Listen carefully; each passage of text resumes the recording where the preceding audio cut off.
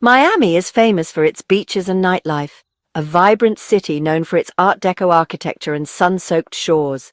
It's a place where cultures collide, creating a unique and energetic atmosphere.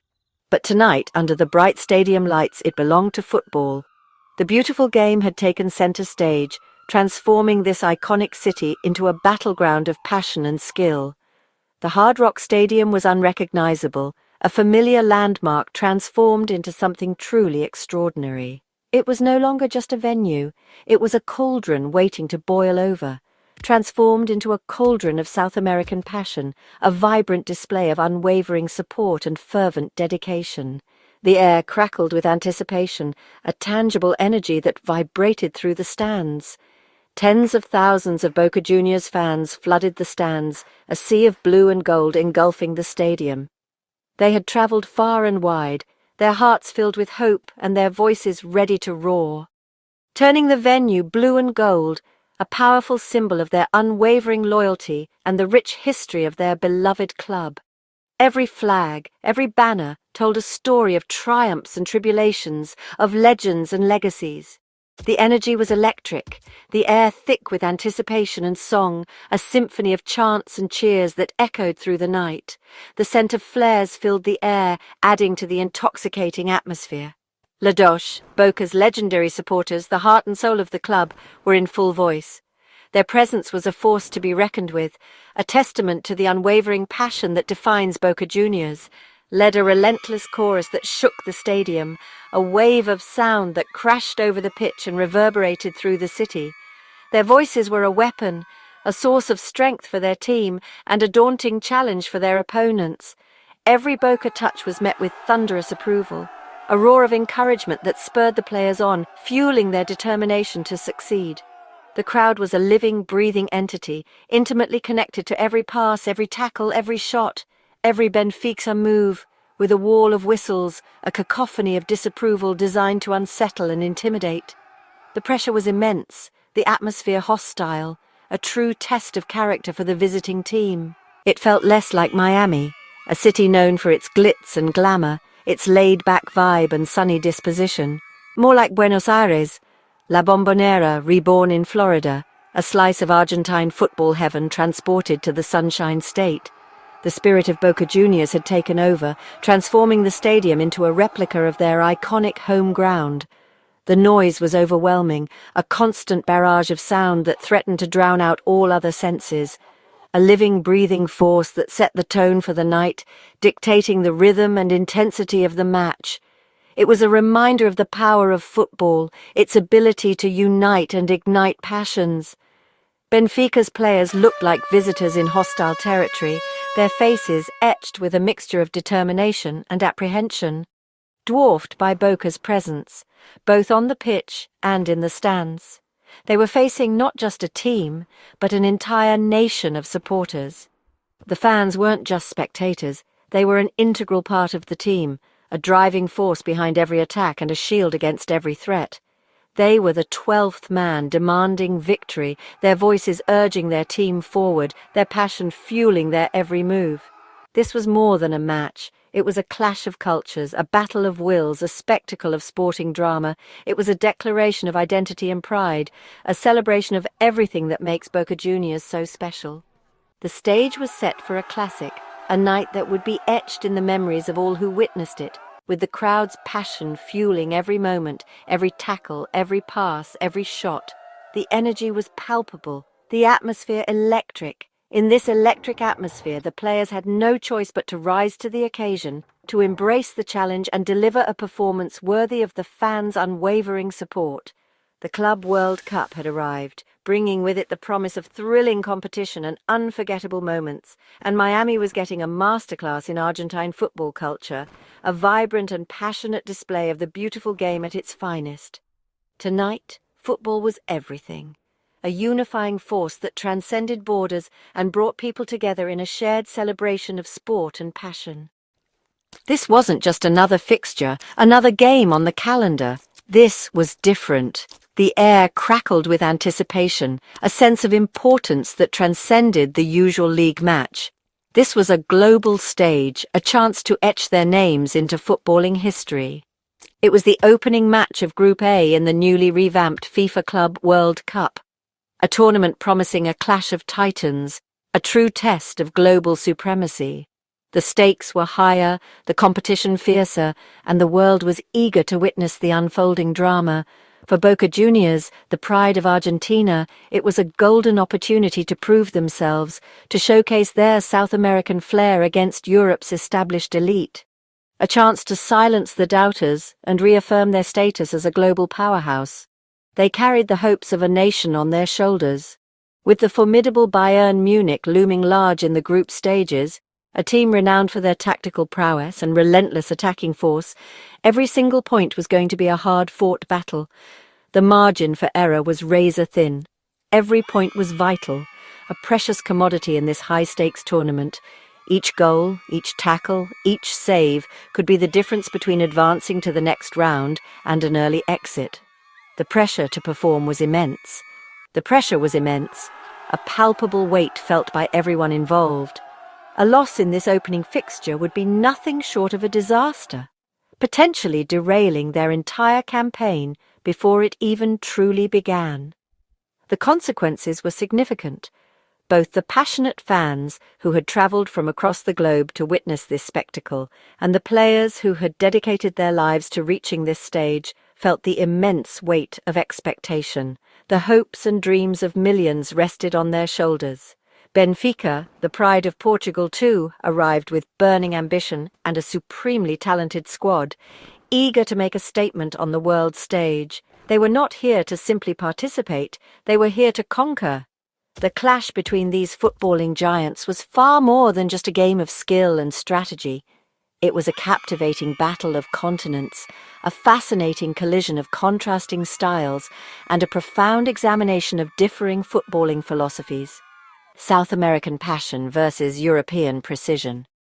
Only the top two teams from this fiercely competitive group would advance to the knockout stages, earning the right to continue their pursuit of global glory.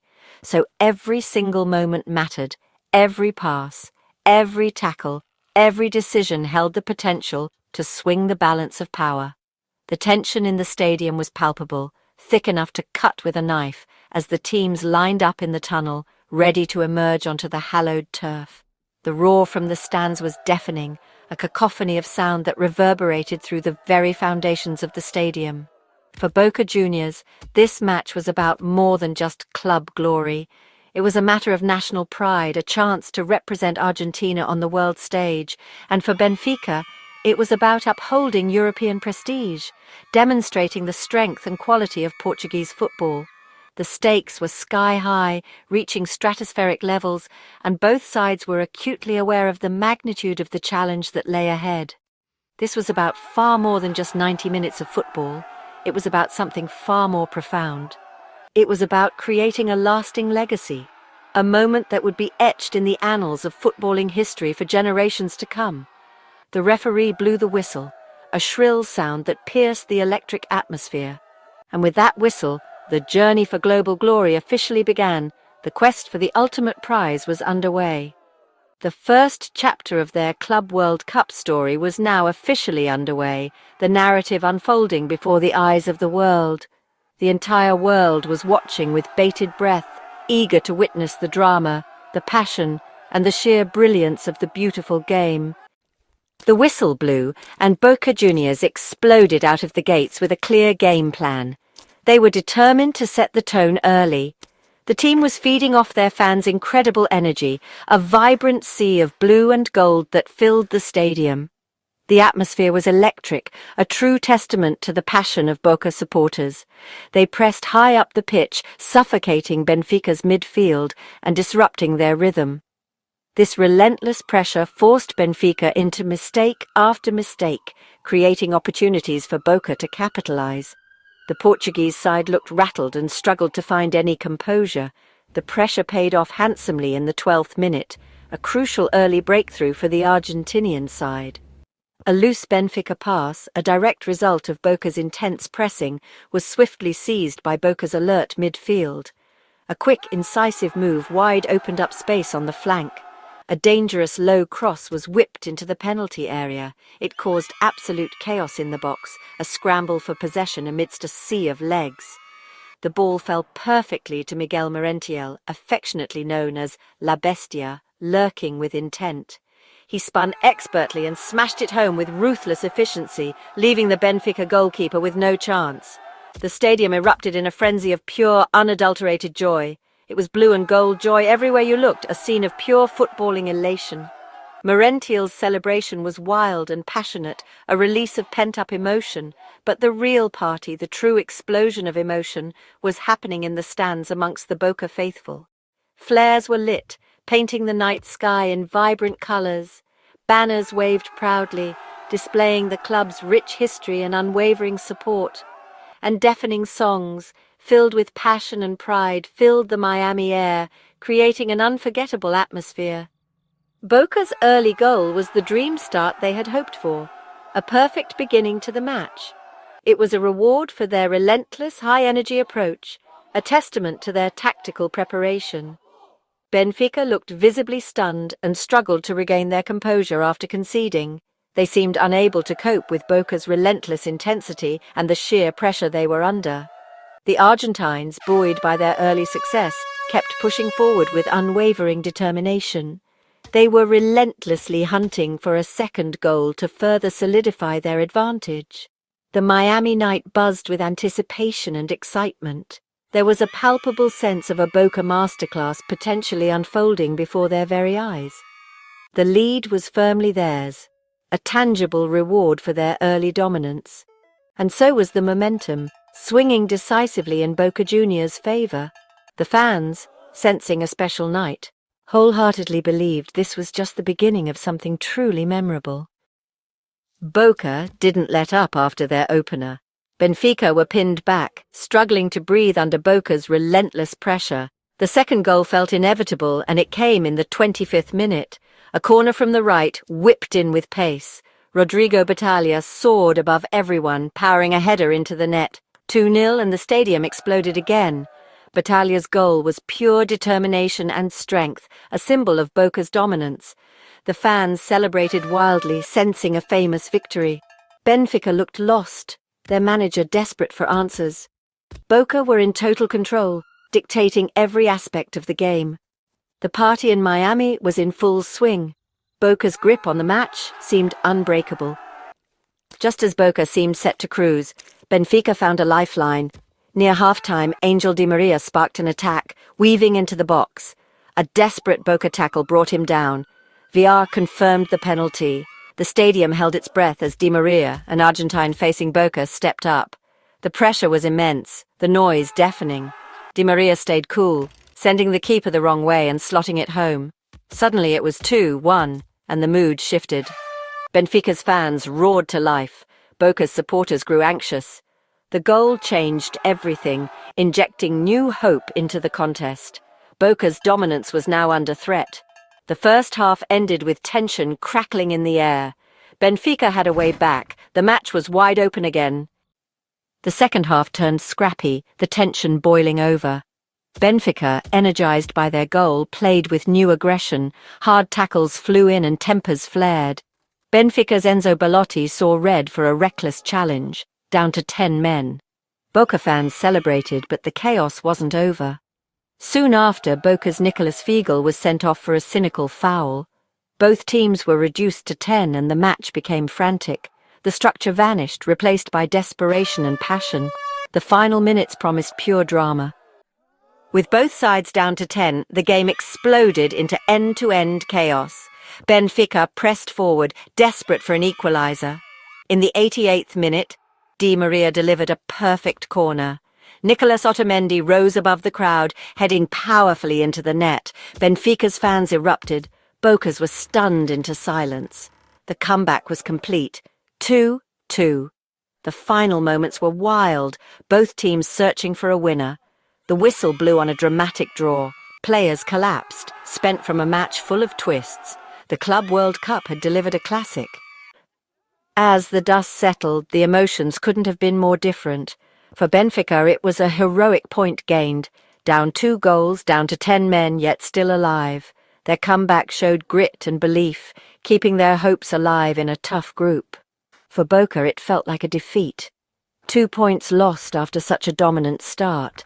The red card to Fiegel was a turning point, and the missed opportunity stung. The group was now wide open, every match crucial. Benfica had momentum, Boca needed to regroup. The drama of tournament football was on full display. This match was a perfect showcase for the new Club World Cup. The stage was set for even more drama ahead. The journey was just beginning, and the next matches promised even more intrigue. Boca now faced Bayern Munich, a true test of their mettle. After the draw, the pressure was on. Defeat could be fatal to their hopes. They'd need their fans and their fighting spirit more than ever. Benfica, meanwhile, would take on Auckland City, the group's underdogs. They'd be favourites but couldn't afford complacency. The group was wide open, every moment critical. The drama of the Club World Cup was only just getting started.